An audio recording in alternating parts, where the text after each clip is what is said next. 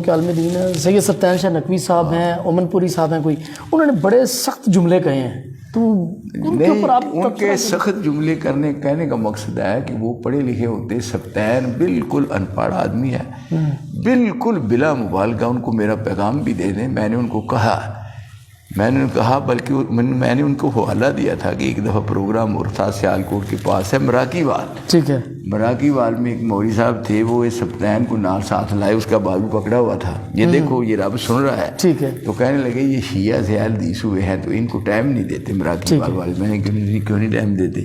میں نے سیکٹری کو بلایا، میں نے کہا کہ ان کو ٹائم دینا ہے، انہوں نے کہا کتنا بھی ٹائم؟ میں نے 20 منٹ لے کر دیے، انہوں نے کہا میں شیعہ سے اہل حدیث ہوا ہوں۔ تو جب بات کھلی تو اس کے باپ کے ساتھ رابطہ ہوا تو اس نے کہا کون کہتا ہے شیعہ ہے یہ بات؟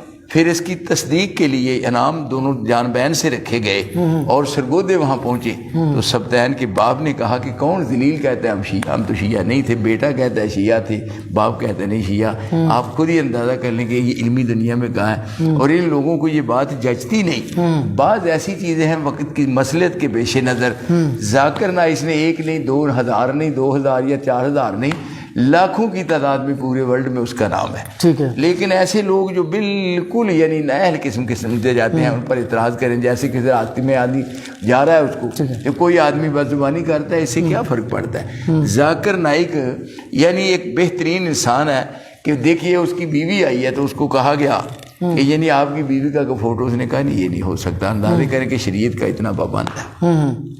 صحیح ہو۔ اچھا اس کی کیا وجہ؟ بچپن میں کچھ احادیث تھیں، عبداللہ نثار صاحب بتاتے رہے، ہم سنتے رہے، عمل کرتے ہیں، لیکن جب اب ہم بڑے ہو